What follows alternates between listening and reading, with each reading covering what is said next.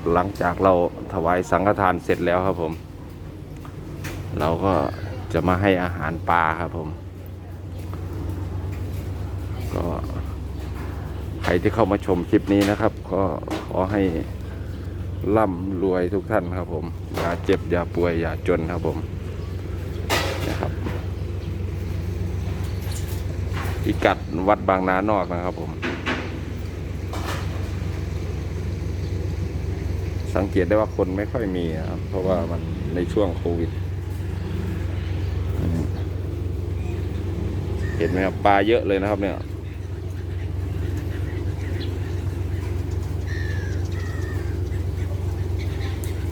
โอ้โหปลาเยอะเลยอันนี้เป็นเรือข้ามฟากครับผมก็คือจะข้ามไปอีกฝั่งหนึ่งของวัดบางน้ำพึ่งครับตลาดบางน้ำพึ่งมันมีตลาดคนเดินอะไรอย่างเงี้ยครับเยอะครับโอ้โหนะครับเพื่อนๆทุกท่านที่เข้ามาชมคลิปนี้นะครับขอให้ร่ำให้รวยครับผมอย่าเจ็บอย่าป่วยอย่าจนครับผม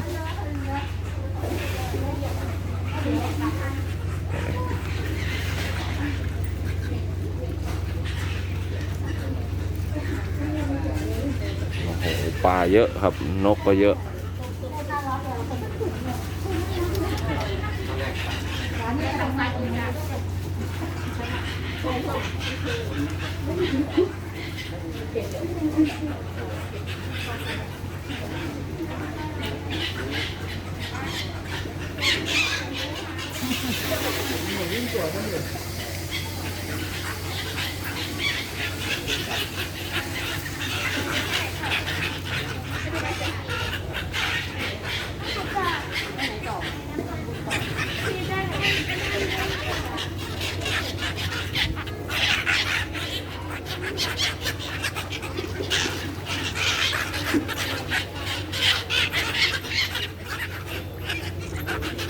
สุดยอดมากครับ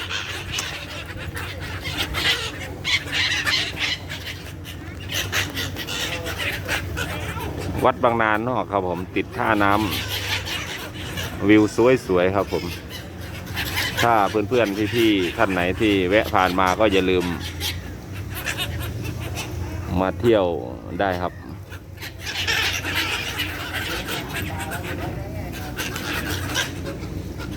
มีนก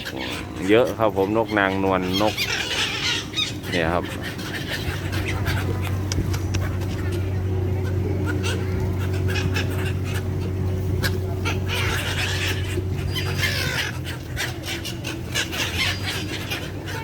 โอ้สุดยอดนก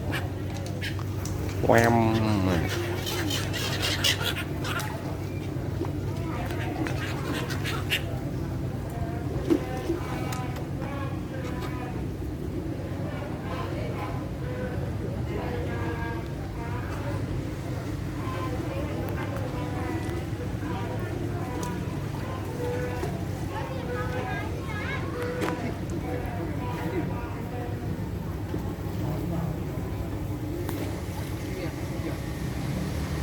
ข้างล่างปลาก็เยอะครับ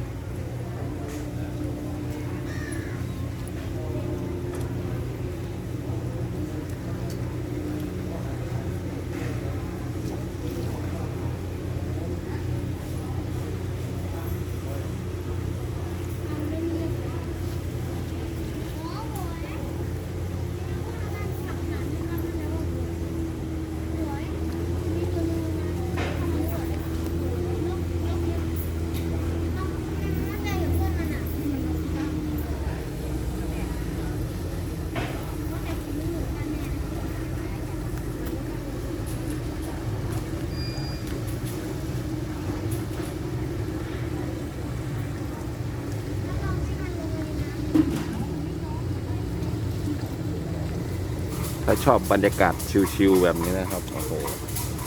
ขอแนะนำเลยครับวัดบางนานอก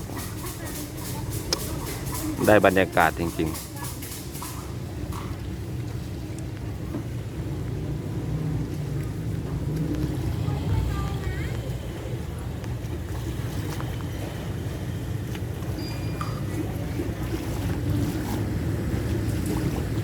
ปลาเยอะนะครับเนี่ย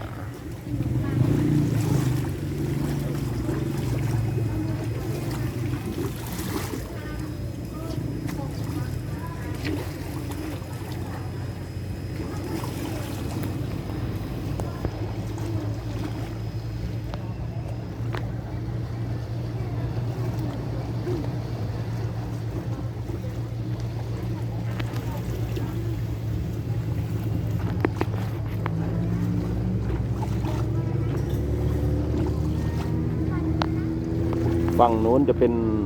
บางน้ำผึ้งครับผมตลาดบางน้ำผึ้งมันเป็นตลาดเกี่ยวกับเดินซื้อของแล้วก็เป็นพวกของกินของไอ้นั่นนะครับมันจะบรรยากาศดีครับผม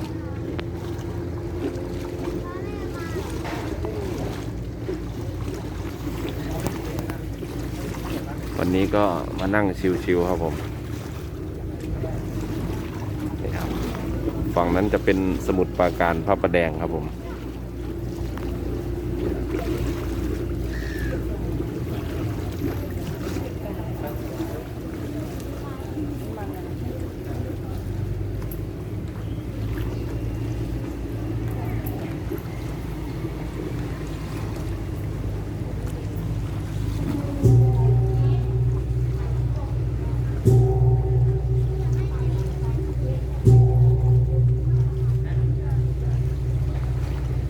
นะครับหลังเราจะพาเข้าไปทำบุญต่อ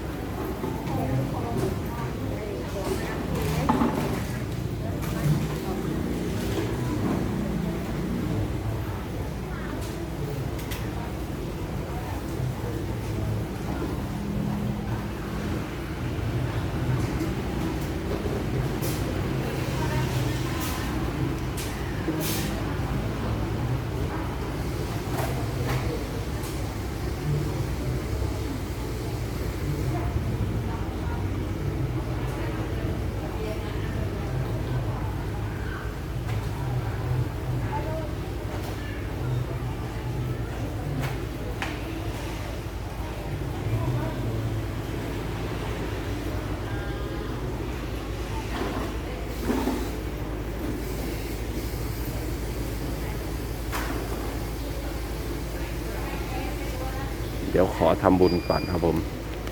ขอจบคลิปแค่นี้ละครับผมสวัสดีครับร่ำรวยทุกท่านนะครับอย่าเจ็บอย่าป่วยอย่าจนครับผมสาธุ